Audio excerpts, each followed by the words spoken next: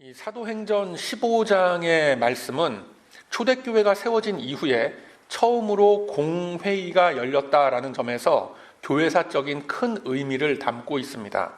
우리들은 이제껏 성경을 보면서 공회의가 열렸다라고 하면 유대 사회 안에 그 산헤드린 공회, 대제사장들과 바리새파 사람들 간의 종교 회의를, 유대교회 회의를 연상하게끔 됩니다.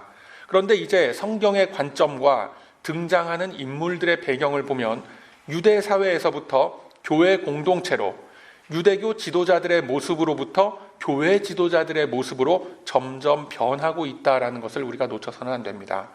이제 하나님께서 예수님의 몸인 교회를 세우시고 그 안에 성도들을 모으시면서 구체적으로 어떤 인물들, 어떤 자격을 지닌 사람들을 불러 모으시는가라는 것은 이제 유대교가 사라지고 기독교가 세워지는 과정 속에서 매우 중요한 획을 긋는 큰 테마가 됩니다. 우리는 여러 차례에 걸쳐서 첫 번째로 등장하는 사건들, 첫 번째로 등장하는 모습들에 대해서 매우 익숙해져 있습니다. 자, 첫 번째 이방인 성도, 첫 번째 이방인 교회, 첫 번째 선교사 파송 등 교회가 처음 세워지면서 모든 것이 새롭게 출발하고 있는 모습을 보게 됩니다. 예루살렘 교회에서 열린 첫 번째 공회의는 앞으로 펼쳐지게 될 기독교 역사에 큰 역할을 하는 공회의들의 처음 출발이 됩니다. 본문에 등장하는 예루살렘 1차 공회의는 이러한 교회사에 등장하는 모든 공회의의 시조가 되는 중요한 회의였고, 이 회의 속에 발제된 그 아젠다는 성도의 자격과 조건을 어떻게 규정 지을 것인가라는 것이었습니다. 자, 여러분은 어떤 사람이 성도라고 생각이 되십니까? 물론 하나님을 믿고 예수 그리스도를 내 영혼의 구원자로, 내 삶의 주인으로서 믿고 따르는 자를 성도라고 할 것입니다. 나아가서는 그러한 자기 신앙의 고백으로서 세례를 받은 사람까지를 공식적인 성도라고 합니다. 이 지극히 당연하고 보편적인 답이지요. 그런데 이 지극히 당연하고 보편적인 답이 초대교회 예루살렘에서는 상식이 아니었던 겁니다. 본문 5절의 말씀을 보면 바리새파 사람 중에 믿는 사람이라고 했습니다. 바리새파라고 하면 예수님이 이 땅에 계실 때 가장 많은 질책을 받았었던 유대교 율법의 근본주의자들이었습니다. 그런데 그러한 자들이 예수님을 영접한 겁니다. 그런데 이 사람들은 자기들이 가지고 있었던 율법 중심의 그 신앙관, 율법 중심의 구원관에서 아직도 벗어나지 못하고 있었습니다. 즉, 이 사람들이 가지고 있던 구원관을 보면 역시 예수 그리스도를 영혼 구원의 주인으로 인정을 합니다. 즉, 메시아로서 인정을 하기는 합니다. 그러나 그것은 어디까지나 이스라엘의 12지파에 속한 사람들 뿐이고, 이방인들이 유대인으로 편입이 되려면 그들이 예전부터 지켜왔던 규정대로 할례를 받고 율법의 규례를 지켜야 한다라는 것이었습니다. 다시 말해서 이들은 율법으로부터 해방된 것이 아니라 또 다른 율법을 만들어서 그것으로서 자신들의 위치와 입장에 대해서 이 벽을 치고 있었던 것입니다. 그리고 속으로는 내심 이방인들이 자기들의 교회 공동체에 편입되는 상황을 못마땅하게 생각하고 있었던 겁니다. 이러한 당시 분위기 속에서 오늘의 상황이 벌어진 겁니다. 안디옥 교회는 이러한 문제에 대해서 갑론을박을 하게 되었습니다. 사실 이 상황을 보면 말이 안 되는 상황이죠. 바울과 바나바가 열심히 말씀을 전하고 수고해서 일구어 놓은 그 공동체에 갑자기 예루살렘에서부터 사람들이 방문을 해서 바울과 바나바가 가르쳤던 내용과는 전혀 다른 말씀을 전하고 있었던 겁니다. 바울과 바나바가 얼마나 당혹스러웠겠습니까? 그래서 이 예나 지금이나 교회 리더들이 항상 예민하게 생각해야 되는 문제가 뭐냐면 이 말씀의 강단에 아무나 세우면 안 된다라는 겁니다. 교회는 말씀으로 세워지는 공동체이기 때문에 지나가는 아무 누구 설교자나 아무 부흥사나 이렇게 잘못 세워놨다가는 언제나 이 문제가 터지게끔 이렇게 되어 있는 겁니다. 이 문제에 대해서 초대 예루살렘 교회의 두 기둥으로 여겨지던 그 베드로와 야고보 사도가 나서서 이 사건을 정리하는 그런 모습이 바로 오늘 본문의 주된 내용이 되는 것입니다. 여러분, 초대교회 시절에 많은 이들이 예수님이 그리스도라는 것, 그분만이 영혼과 삶의 유일한 소망이 되고 예수님만이 유일한 구세주가 되신다라는 그 소식에 경도되었습니다. 그들은 회당으로 모여들어서 말씀을 듣고 그들이 붙잡혀 있던 율법의 굴레에서 벗어나서 더 이상 회당 속에 갇혀 있었던 유대인이 아니라 교회를 세우는 기독교인으로 탈바꿈한 것입니다. 그런데 그러함에도 불구하고 여전히 많은 유대인들의 신앙은 그들만의 선민 사상의 기초에 있었던 저급한 수준이었습니다. 예수님을 믿고 영접하기는 했지만 그것조차도 오직 유대인들만을 위한 메시아일 뿐, 이방인들이 그리스도인이 된다라는 것은 또 다른 차원의 관문을 넘어야 하는 것으로서 복음을 이해하고 있었던 겁니다. 본래 이방인이 유대인으로 편입되는 그 과정을 우리가 이렇게 보면 그게 그렇게 어려운 문제는 아니었었습니다. 역사적으로 봤을 때 할례를 받고 내가 율법을 지키겠노라 라는 그런 서약을 제사장들 앞에 가서 하고 율법의 규례들을 지켜나가면 그것으로 되는 것뿐이었습니다. 그것으로서 유대인됨의 정체성을 삼았고 구별됨의 증거로서 삼았었던 것입니다. 그런데 그 구별됨의 조건이라는 것이 시간이 지날수록 애초에 그 조건을 처음에 제시해 주셨던 하나님의 뜻에서부터는 점점 멀어지게 되는 겁니다. 하나님께서 애초에 아브라함에게 할례라는 외적인 조건을 주셨던 이유는 하나님의 말씀이 아직까지 그들한테 주어지지 않은 그런 상황 속에서 할례를 받아라라고 하셨던 그러한 것이었습니다. 그렇기 때문에 자신의 몸에 남기는 외적인 증거와 자신의 살을 베어서 피를 내는 헌신의 뜻을 담아서 할례 제도를 주셨던 겁니다. 그것으로 다가 아니죠. 세월이 쭉 흘러서 출애굽을 한 이스라엘의 백성들은 모세를 통해서 율법의 말씀을 받게 됩니다. 말씀을 받음으로써 이 할례라는 몸에 표징을 내는 자극적인 방법은 실질적으로 없어지게 된 겁니다. 우리가 이미 여러 차례 살펴본 것과 같이 신명기의 말씀에서 실질적인 할례 제도를 폐지하고 마음속에 할례를 행하라 라고 하셨음을 우리가 확인한 바가 있습니다. 신명기 10장, 신명기 30장 여러 곳에서 그 말씀을 하고 있죠. 이미 구약 시대에 다 정리가 된 그러한 문제였던 것입니다. 그랬음에도 불구하고 유대인들은 마음속에 할례를 행한다라는 이 고급한 신앙의 수준에까지 오르지 못했던 겁니다. 외적인 형식과 외적인 절차를 법제화해서 할례라는 그 아픔과 피 흘림의 외적인 그 퍼포먼스를 거쳐야만 하나님의 백성이다라고 인정을 했던 겁니다.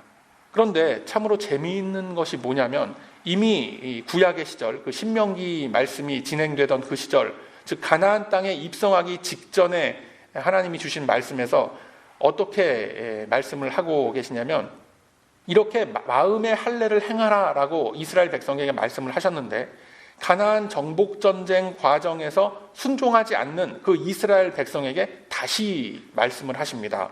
여호수아 5장 2절의 말씀을 보면 여호와께서 여호수아에게 이르시되 너는 부싯돌로 칼을 만들어 이스라엘 자손들에게 다시 할례를 행하라 라고 하셨다라는 사실이 참 아이러니하죠. 그들이 하나님을 떠나서 순종하지 않고 마음을 하나님께 향하지 않았을 때에 이러한 징계의 조치로서 다시금 할례라는 이 구시대적인 퍼포먼스를 행하게 하셨음을 우리가 기억할 필요가 있는 것입니다. 이 시대의 많은 교회들을 봐도 그렇죠. 성경 어디에도 나오지 않는 자신들만의 독특한 교회 문화를 만들어서 그것을 교회의 전통이라고 정해놓고 지키는 예가 참 많이 있습니다. 그러한 것들이 신앙에 도움이 되고 덕이 되는 방향으로 사용되는 것이라면 좋겠습니다만 어떤 측면에서는 다른 이들을 시험에 들게 하고 편을 가르게 하는 그런 경우가 있음도 우리가 분명히 부인하지 못하는 것입니다. 또는 말씀이 의미하는 진정한 영적인 각성과 깨달음이 없이 그냥 문자적으로만 성경을 해석하는데 그것도 자기 자신이 편한 대로, 즉 자기 소견에 옳은 대로 해석해서 자기 복음을 만들어내는 경우가 참 많이 있습니다. 특히나 교회의 직분자들을 세우는 문제에 있어서 그리고 또 예배에 임하는 이런 모습에 있어서 일상생활 속에서 겪게 되는 문화적이고 관습적인 차이 등에 있어서 교회 안에서조차 성경적인 일치를 이루어가기가 참으로 힘든 일들이 많이 있다는 것을 우리는 인정할 수밖에 없는 겁니다. 베드로 사도가 본문을 통해서 지적하는 것들이 바로 그런 겁니다. 8절의 말씀을 보면 마음을 아시는 하나님이라고 합니다. 하나님은 외모로서, 즉 외적으로 한 인격체가 속해 있는 그 상황과 환경과 자격 조건을 보고 성도됨의 정체성을 결정하지 않으신다라고 강변하고 있습니다. 그래서 9절의 말씀을 보면 믿음으로 저희 마음을 깨끗이 하사 저희나 우리나 분간치 아니하셨다라고 말씀하고 있죠. 믿음을 자라나게 하는 하나님의 은혜는 남녀노소, 지위 고하, 인종을 구별하지 않고 베풀어지는 겁니다. 그런데 여기까지는 매우 인간적이고 소위 말하는 인류애적인 아주 지당한 말씀이라고 볼 수가 있습니다. 진짜 핵심은 그 다음 구절 10절에 있죠. 그 말씀을 보면 그런데 지금 너희가 어찌하여 하나님을 시험하여 우리 조상과 우리도 능히 매지 못하던 멍에를 제자들의 목에 두려느냐. 우리가 저희와 동일하게 주 예수의 은혜로 구원받는 줄을 믿노라 라고 합니다. 베드로의 이 항변 속에 그의 신앙관과 초기 기독교에서 형성된 구원의 교리가 아주 잘 나타나 있는 겁니다. 율법의 멍에를 이방인 성도들에게 지우는 것을 놓고 하나님을 시험하는 것이다 라고 했습니다. 하나님을 시험한다라는 것은 유대인들이 그토록 지키려고 노력하는 율법의 중요한 항목을 아주 크게 위반하는 아주 악한 행위죠. 그리고 그들의 조상들도 그리고 자신들도 결국은 율법을 지킴으로써 의로움을 얻는 것에서는 실패했다라는 것을 자인하고 있는 겁니다. 이것은 유대인들이 가지고 있는 선민 사상과 율법주의 구원관을 사실상 부정하는 큰 선언으로서 받아들여지는 것입니다. 결국 하나님의 백성으로 인침을 얻어서 구원의 복을 누릴 수 있다라는 것은 예수님께서 십자가에서 희생 제물로서 우리의 모든 죄를 담당하셨기 때문이다라는 것을 고백하고 있는 겁니다. 그것을 믿고 삶의 중심으로서 삼는 자는 누구에게나 차별 없이 임하는 것이 하나님의 의라고 성경은 증거하는 것입니다. 이것이 당시 초대교회의 가장 큰 어른으로서 인정을 받던 베드로 사도의 입장이고 뒤를 이어서 야고보 사도가 보충 설명을 하는 그런 모양으로서 우리가 나눈 본문이 펼쳐지고 있는 겁니다. 여기에 등장하는 이 야고보 사도는 야고보서를 기록한 분이고 예수님의 육신의 동생이기도 한 분이죠. 이 야고보 사도께서 뭐라고 설명을 하시느냐면 구약의 아모스서를 인용을 합니다. 아모스 9장 11절에서 12절의 말씀을 보면 그날에 내가 다윗의 무너진 천막을 일으키고 그 틈을 막으며 그 퇴락한 것을 일으키고 옛적과 같이 세우고 저희로 에돔의 남은 자와 내 이름으로 일컫는 만국을 기업으로 얻게 하리라. 이는 이를 행하시는 여호와의 말씀이니라 라는 말씀을 인용을 해서 이렇게 해석을 하는 겁니다. 다윗의 무너진 왕국을 다시 세우겠노라 라는 말씀인 겁니다. 다시 말해서 그리스도의 몸을 이 땅에 다시 세우겠노라 라는 말씀인 겁니다.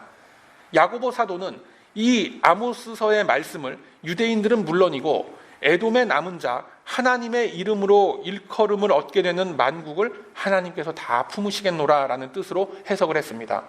아모스 선지자에게 주신 이 말씀의 기원은 바로 이사야 선지자의 말씀으로부터 우리가 다시 찾을 수가 있습니다. 이사야 14장 1절의 말씀을 보면 아주 선명하게 말씀이 기록되어져 있습니다. 이사야 14장 1절 말씀입니다. 여호와께서 야곱을 긍휼히 여기시며 이스라엘을 다시 택하여 자기 고토에 두시리니 나그네 된 자가 야곱 족속에게 가입되어 그들과 연합할 것이며 라고 하셨습니다. 그리고 이사야 43장 7절에 보면 무릇 내 이름으로 일컫는 자 곧 내가 내 영광을 위하여 창조한 자를 오게 하라. 그들을 내가 지었고 내가 만들었느니라 라고 말씀하는 거예요. 이 자리에 모이신 저와 여러분을 향한 하나님의 마음이 담겨 있음을 꼭 기억하시길 바랍니다. 즉 성도됨의 자격과 조건이라는 것은 사람이 정하는 것이 아니라 하나님께서 성령의 인치심을 통해서 결정하시는 그런 말씀인 줄로 여러분 꼭 믿으시길 바랍니다. 이처럼 공회의에서 논의되던 그런 상황을 다 겪었던 바울이 훗날 갈라디아서에서 이렇게 말씀을 합니다. 갈라디아서 6장 15절의 말씀을 보면 이렇게 돼 있습니다. 오늘 나눠드린 말씀 카드에도 있죠. 할례나 무할례가 아무것도 아니로되 오직 새로 지으심을 받은 자뿐이니라. 아멘. 여러분, 새로 지으심을 받은 분들이 이 자리에 나와 계신 줄로 저는 믿습니다. 그런데 새로 지으심을 입었다라는 의미가 뭡니까? 복음으로 인하여 예수님을 나의 구세주로 영접함으로써 나의 영혼이 다시 태어난 것을 의미하는 겁니다. 그런데 그것을 여러분이 느끼실 수가 있습니까? 여러분이 증명하실 수가 있습니까? 제가 한번 질문을 드려보겠습니다. 혹시 여러분 중에 옛날 여러분이 태어나시던 그 당시의 상황과 그때의 정황을 지금도 또렷하게 기억하시는 분 계십니까? 혹시 그런 상황들을 여러분이 지금 선명하게 기억하고 계시다라고 한다면 그분은 여기 계시면 안 되는 분이죠. 어디 좀 구별된 곳에 아주 정중하게 모셔져서 아주 강력한 그런 보살핌을 좀 받아야 되는 그런 분일 줄로 믿습니다. 우리는 나도 기억하지 못하고 나도 인지하지 못하는 그 시간 속에서, 그 순간 속에서 이 땅에 태어난 존재들입니다. 하나님의 섭리가, 성령의 인치심이 나에게 임했다라는 것도 마찬가지인 겁니다. 미처 내가 알기 전에, 미처 내가 믿기 전에 하나님의 예정된 계획은 나에게 임했고, 그것이 하나님의 때가 되었을 때에 나의 삶 속에서 표현되어진 것입니다. 그런데 이것이 실제 삶 속에서 어떻게 표현되느냐라는 것을 따질 때 그것이 가시적인 것으로서 나타나게 되면 이게 또 다른 율법이 될 수 있다라는 것입니다. 그래서 오늘 본문에서 야고보 사도는 교회 안에 들어와서 최소한의 규례를 지키는 그 정도만 되면 누구나 구원을 입은 하나님의 백성으로서, 동일한 성도로서 인정을 해주자라고 제안을 하는 겁니다. 그래서 그 제안이 뭔가라고 그 제안을 보면 이 유대인들의 입장에서 봤을 때는 정말 많은 것을 내려놓은 거죠. 20절 말씀을 보면 숱한 유대인들의 그 율법과 그 관습들을 다 제외하고 단지 이 4가지의 중요한 것들만 지키면 교회의 일원으로서 인정을 한다라는 그런 제안을 하게 되는 겁니다. 첫 번째로 뭡니까? 우상의 더러운 것, 음행과 목매어 죽인 것을 먹는 것, 피를 멀리하라는 것, 이것을 제안하고 있는 겁니다. 여기에 등장하는 항목들을 보면 결국은 문자 그대로 우상 숭배에 관련된 것들, 경건치 못한 삶의 모습들을 멀리하고 하나님만을 섬기는 삶을 살기로 작정한 자들, 이렇게 일컬어지는 겁니다. 여기서 우리들은 이 야고보 사도가 제안한 것들에 대해서 좀 더 깊이 파고 들어가야 할 필요가 있습니다. 왜냐하면 이 문제로 인해서 파생되는 여러 문제들이 한국 교회 안에 이 한국적인 새로운 율법주의로서 곧잘 등장하기 때문에 그렇습니다. 야고보 사도가 제안하는 그 내용들은 이 자리에 참여했던 그 바울이 훗날 이렇게 정리를 해놓습니다. 그 로마서 14장 1절 이하의 쭉 말씀을 보면 믿음이 연약한 지체들을 교회 공동체의 일원으로 다 받아들이되 그들이 아직까지 믿음의 지경이 넓고 깊지 않은 것으로 인해서 그를 시험에 들게 하지 말라라고 말씀을 합니다. 그래서 자세한 내용을 보면 이 사도 바울이 어떤 말씀을 하시느냐면 로마서 14장 2절 이하의 말씀입니다. 어떤 사람은 모든 것을 먹을 만한 믿음이 있고 연약한 자는 채소를 먹느니라. 먹는 자는 먹지 않는 자를 업신여기지 말고 먹지 못하는 자는 먹는 자를 판단하지 말라. 이는 하나님이 저를 받으셨음이니라 라고 말씀을 하고 있는 겁니다. 이게 지금 어떤 시대적 배경에서 이 말씀을 하시는 거냐면 당시 사회 속에서 일반 시중에 유통되는 대부분의 이 고기가 우상신전에 바쳐진 후에 남은 것들이 일반 정육점으로 유통돼서 판매되곤 했었습니다.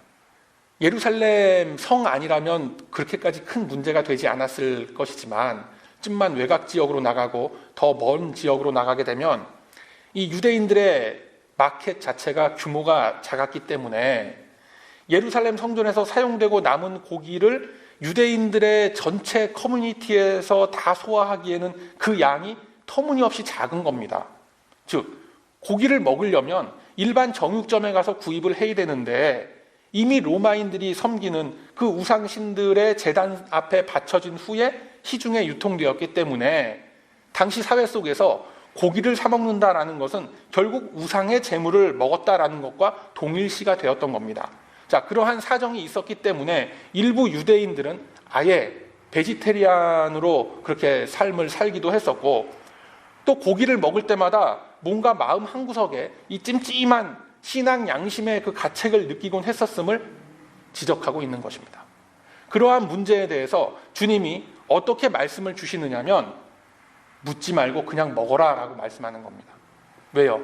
애초에 우상이라는 것은 존재하지가 않는 허상일 뿐입니다. 사람들이 만들어낸 것이 우상입니다. 그런데 그 존재하지도 않는 우상의 제단에 바쳐뒀다라고 해서 먹지 않겠다라는 것은 결과적으로 뭡니까? 우상의 존재를 인정하는 셈이 되어버리기 때문에 그렇습니다. 한국 사회에 적용을 해보면 믿는 며느리들이 믿지 않는 집에 시집가서 이 문제로 인해서 고생하는 경우가 참 많이 있죠. 제사상에 올려진 이 음식을 내가 먹어야 될 것인가, 제사 음식을 만드는데 내가 참여를 해야 될 것인가 말아야 될 것인가, 시댁 식구들의 눈치는 보이고 어떻게 합니까? 성경의 답은 개의치 말고 열심히 준비해서 실컷 먹고 즐기라라는 겁니다. 그것이 하나님이 우리에게 주시는 답입니다. 성경은 말씀하시길 하나님이 지으신 모든 것이 선하며 감사함으로 받아서 사용하면 버릴 것이 없다라고 말씀하셨습니다. 디모데전서 4장 3절의 말씀, 혼인을 금하고 식물을 폐하라 할 터이나, 그러니까 언제? 말세의 때가 되면, 종말의 때가 되면 거짓 선지자들이 나타나서 이렇게 얘기한다라는 겁니다. 혼인도 하지 말고 식물을 폐하라 할 터이나, 식물은 하나님이 지으신 바니 믿는 자들과 진리를 아는 자들이 감사함으로 받을 것이니라. 하나님의 지으신 모든 것이 선함에 감사함으로 받으면 버릴 것이 없나니 하나님의 말씀과 기도로 거룩하여짐이라 라고 말씀하는 거예요. 여러분, 내가 가지고 있는 믿음과 내가 가지고 있는 신앙의 그 문화의 색깔을 가지고 다른 이들, 특히나 같은 교회 공동체에 있는 다른 성도를 비난하거나 정죄하는데 나의 믿음을 사용하면 안 됩니다. 한국교회 특유의 이 강경한 율법과 같은 규칙이 있습니다. 뭐죠? 다름 아닌 주초 문제입니다. 어떤 분들은 주일 성수하는 것, 11조 하는 것, 이런 것을 꼽기도 하는데 이것은 사실 받은 은혜대로, 믿음의 분량대로 내가 하는 것이기 때문에 한국 사회가 아닌 타 문화권에서조차 사실 전혀 논란의 여지가 없는 겁니다. 그런데 이 주초 문제가 사실은 한국 교회 안에 현대판 율법이 돼서 성도들이 사회생활을 하면서 많은 갈등을 일으키게 하는 하나의 그 계기가 되는 것을 많이 보게 됩니다. 저희들의 주변에서도 교회 다닌다라고 하면은 가장 눈에 띄게 먼저 쳐다보는 게 뭡니까? 특히 남자분들 같은 경우에 저 사람이 술, 담배를 하나 안 하나 하는 것을 많이 지켜보고 있죠. 사회생활 하시는 분들, 사업하시는 분들, 뭐 회식 자리 같은 데 가서 간단하게 반주 한 잔을 뭐 다들 하고들 하는데 이 나만 교회 다닌다고 안 마신다 하기도 좀 그렇고, 그리고 또 마시자니까 아니 교회 다니는 사람이 그렇게 술을 마시냐라고 핀잔을 들을 것 같고, 이러한 고민들 여러분 많이 해보셨을 것 같습니다. 이 문제가 서구 사회에서는 아예 논란거리조차 되지가 않는데 유독 한국 교회 안에서만 문제가 된다라는 이 사실이 참 재밌는 겁니다. 왜 그렇겠습니까, 여러분? 여러분들이 다들 아시는 바대로 한국의 이 음주 문화 그 자체의 수준과 그로 인해서 파생되는 여러 가지 문제점들이 그 선교사님들이 처음에 들어가셨던 구한말 시대에는 말할 것도 없고 현대 사회에까지도 아주 문제가 크기 때문에 여전히 우리 교회 안에서도 금기시 되고 있는 것뿐입니다. 그렇기 때문에 한국 교회 안에서는 여전히 삼가해야 하는 하나의 문화로서 자리를 잡은 것입니다. 바꿔놓고 얘기하면 그만큼 우리들의 신앙의 수준이 낮은 겁니다. 아니 목사님, 그래서 마셔도 된다는 겁니까? 뭐 마시면 안 된다는 겁니까? 아주 단도직입적으로 묻고 싶은 그런 분들이 계실지 모르겠습니다. 이것은 신앙의 문제가 아니라 어디까지나 개인적인 컨트롤의 문제일 뿐입니다. 그런데 교회 이름으로 모이는 장소나 그런 자리에서는 안 됩니다. 이것은 신앙의 문제를 떠나서 한국 교회를 향한 예의 범절과 매너의 문제입니다. 혹시라도 혼자 집이나 기타 다른 장소에서 조용히 마시겠다는데 저는 그걸 절대 말리지 않습니다. 그러나 설령 그렇다 하더라도 교회 안에서는 입도 뻥끗하지 마세요. 어떤 집사님이 이렇습니다. 전날 과음을 하셔갖고 이 컨디션이 아주 안 좋고 얼굴색이 안 좋아요. 목사님하고 딱 마주쳤어요. 아유, 집사님 오늘 굉장히 피곤해 보이시는데 어제 무슨 일 있으셨어요? 뭐라고 대답을 하느냐면, 아유, 제가 어저께 오랜만에 사람들 좀 만나서 이게 좀 과음을 했더니 이거 아주 그냥 죽겠습니다. 아주 피곤하고 아주 좀 그렇습니다. 이렇게 얘기하지 말고 그냥 제가 오늘 그냥 좀 아픕니다. 몸살입니다. 그렇게 대답하라는 겁니다. 이게 눈치가 있기 때문에 저도 딱 보면 알아요. 그냥 서로가 서로를 시험 들지 않게 하는 현명한 방법일 뿐입니다. 여러분, 우리 기독교에서 말하는 구원받았다라는 것의 의미는 여러 가지 것들을 포함하는 겁니다. 그 중에서 가장 먼저는 영혼의 변화, 내면의 변화로서 이루어지는 사고방식의 변화, 살아가는 패턴의 그런 변화가 나타나는 겁니다. 이게 어떤 추상적인 표현이 아니라 단도직입적으로 딱 말씀을 드리면 라이프 스타일이 변하는 겁니다. 그냥 행동만 변하는 것이 아니라 내면이 변해 있기 때문에 밖으로 드러나는 라이프 스타일도 변하는 겁니다. 이것은 내가 가지고 있었던 어떤 외적인 습관 몇 가지가 이렇게 변했다라는 것으로서 완성되는 것이 아닙니다. 내가 중심이 되고 내 의지와 나의 생각과 내 취향이 중심이 되던 삶으로부터 한 번쯤은 브레이크를 걸어보는 그런 삶을 의미하는 겁니다. 그것이 답답하거나 억울하다라고 생각되지 않고 우리 주님이라면 이 상황에서 어떤 결정을 하셨을까? 우리 주님이라면 이 일을 어떻게 처리하셨을까? 이러한 상황 속에서 성경은 어떤 말씀을 하시는가라는 것을 한 번쯤은 진지하게 생각해 볼 수 있는 그런 정도의 사람이 성도라고 불릴 수가 있는 거죠. 다시 말해서 말씀이 제시하는 방향과 삶의 태도에 대해서 순종하는 사람을 일컫는 것입니다.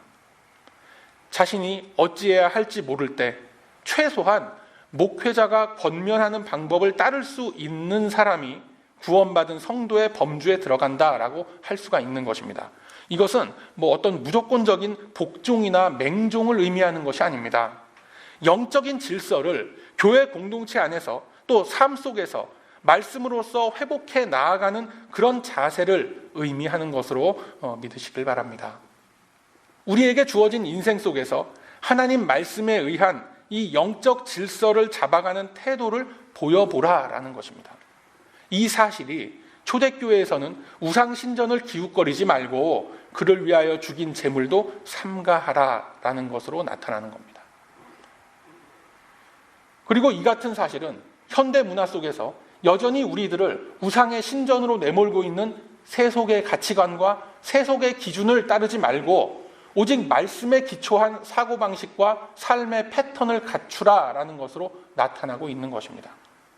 다른 것은 다 차지하고라도 나의 성도됨의 모습으로 인해서 그것을 무기 삼아서 다른 사람을 공격하거나 비난하거나 정죄하는 자리에 서면 절대 안 됩니다.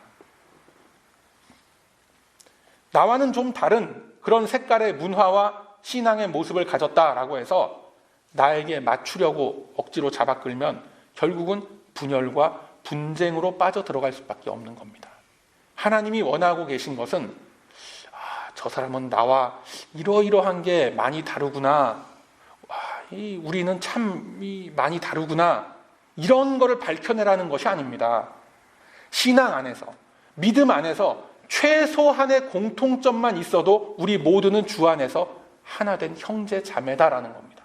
사랑하는 우리 배단위 가족 여러분, 나와 다른 점을 자꾸만 들춰내서 분쟁거리를 만들지 말고 신앙 안에서 같은 것을 발견해서 하나로 뭉치는 우리 공동체가 되시기를 소망합니다.